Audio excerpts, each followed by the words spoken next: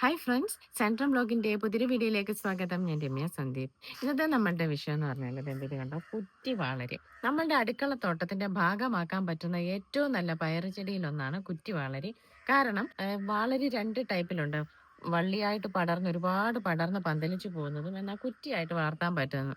കുറ്റിയായിട്ട് വളർത്താൻ പറ്റുമെന്ന് വിചാരിക്കുമ്പോൾ നമ്മൾ ചെടിച്ചട്ടിയിൽ ഒരു കുറ്റിച്ചെടി നിർത്തുന്നത് പോലെയല്ല. ദേ കണ്ടോ, ഇതുപോലെ കുറച്ചൊന്ന് പടരും. അതിന് എന്തെങ്കിലും പടരാനുള്ള ഒരു സാഹചര്യം നമ്മൾ വല കെട്ടി കൊടുക്കുകയോ അങ്ങനെയൊക്കെ ചെയ്യുകയാണെങ്കിൽ ഇഷ്ടം പോലെ കായ്ക്കും. നമ്മുടെ കുറ്റി വളരെ ചെടി നിറച്ച് കായ്ച്ചിട്ടുണ്ട്. അപ്പൊ അത് നിങ്ങളെ കാണിക്കുകയാണ്. കണ്ട് ഇതുപോലെ അവിടെ ഇവിടെയെല്ലാം ഇഷ്ടം പോലെ കായായിട്ടുണ്ട് കണ്ടോ. അപ്പം ഇത് നമ്മളുടെ തന്നെ വിത്താണ്. നമ്മുടെ സെൻട്രം ഓൺലൈൻ സ്റ്റോറിൽ എല്ലാത്തരം പച്ചക്കറി വിത്തുകളും ലഭ്യമാണ്. ഈ കുറ്റിവാളരിയുടെ വിത്തും ലഭ്യമാണ്. ഇതേ കണ്ടോ, ഇത് വളരെ താഴെ നിന്ന് ഇഷ്ടം പോലെ പൂവും കായും ഒക്കെ ആയിട്ട് വരുന്നത് കണ്ടോ. അപ്പൊ ഇത് വളർത്താൻ വലിയ പാടൊന്നും ഇല്ല. കാരണം ആർക്ക് വേണേലും സിമ്പിൾ ആയിട്ട് പ്രത്യേകിച്ച് പരിചരണം ഒന്നും തന്നെ ഇല്ലാതെ വളർത്തിക്കൊണ്ട് വരാൻ പറ്റും. കീടശല്യം വളരെ കുറവായിരിക്കും എന്നുള്ളതാണ് ഇതിന്റെ ഏറ്റവും വലിയ പ്രത്യേകത. ഞാനിവിടെ നട്ടിരിക്കുന്നത് കണ്ടോ, ഇവിടെ ഒരു എയർ പ്രൂണിങ് പോട്ടിനകത്താണ് നട്ടിരിക്കുന്നത്. ഡ്രമ്മിലോ ചട്ടിയിലോ തറയിൽ നടുന്നതാണ് ഏറ്റവും നല്ലത്. വേര് വളർച്ച കൂടുതലുള്ളത് കൊണ്ട് തന്നെ അത്രത്തോളം നന്നായിട്ട് കായും കിട്ടുന്നതിനും പൂക്കൾ നന്നായിട്ട് ഉണ്ടാകുന്നതിന് ഏറ്റവും നല്ല തറയിൽ നടുന്നതാണ്. ഇതിപ്പോ ഈ ചെടിയുടെ ആദ്യത്തെ വിളവാ കേട്ടോ. വിളവ് തന്നു കഴിഞ്ഞാൽ കണ്ടിന്യൂസ് ആയിട്ട് വിളവ് കിട്ടിക്കൊണ്ടിരിക്കുക എന്നുള്ളതാണ് ഇതിന്റെ ഒരു പ്രത്യേകത. നമ്മളുടെ ആദ്യത്തെ കന്നി വിളവെടുപ്പാ കേട്ടോ. അപ്പം ഇത് ഒരുപാട് അങ്ങ് മൂത്ത് പോവുകയാണെങ്കിൽ കറിക്ക് കൊള്ളുകയല്ല. അതിൻ്റെ അകത്തൊരു ഇച്ചിരി മൂപ്പായി പോയിട്ടുണ്ടെന്ന് തോന്നുന്നു. ഇതായിരുന്നു ആദ്യത്തേത്. ഒരെണ്ണം മാത്രമായിട്ട് എടുത്തിട്ട് എന്ത് ചെയ്യാൻ പറ്റുമോ എന്നുള്ള ഒരു മനോഭാവത്തിലാണ് ഞാൻ അത് അന്ന് എടുക്കാതിരുന്നത്. ബാക്കിയെല്ലാം ഇപ്പം പരുവായിട്ടുണ്ട്. എന്നാലും ഇതൊക്കെ നമുക്കിന്ന് കറിക്ക് എടുക്കാൻ പറ്റും.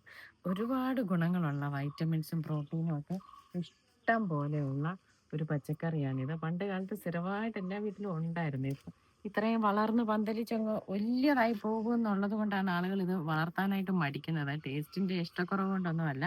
അപ്പൊ നിങ്ങൾക്കും ഇത് ഇഷ്ടമുള്ളവർക്ക്, ഇത് മിക്ക ആളുകൾക്ക് ഇഷ്ടമാണ്.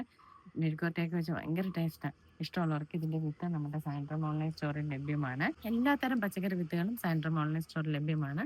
നമ്മുടെ അടുക്കള തോട്ടത്തിന്റെ വളരെ ഒരു ഭാഗമാക്കുകയാണെങ്കിൽ അതിന്റെ ഏറ്റവും വലിയ പ്രയോജനം എന്ന് പറഞ്ഞാൽ കീടശല്യം വളരെ കുറവായിരിക്കും. കണ്ടിന്യൂസ് ആയിട്ട് നമുക്ക് വിളവ് കിട്ടിക്കൊണ്ടിരിക്കും. ഇപ്പൊ സാധാരണ പയറിലൊക്കെ ആണെങ്കിൽ സാധാരണ പല തരത്തിലുള്ള കിടങ്ങളുടെ ശല്യം ഉണ്ടാകും. ചാഴി, മുഞ്ഞ പോലെയുള്ള ഒരുപാട് കിടങ്ങളുടെ ശല്യം. എന്നാൽ ഇതിൽ അങ്ങനെ ഒന്നും ഒരു പ്രശ്നമേ വരുന്നില്ല.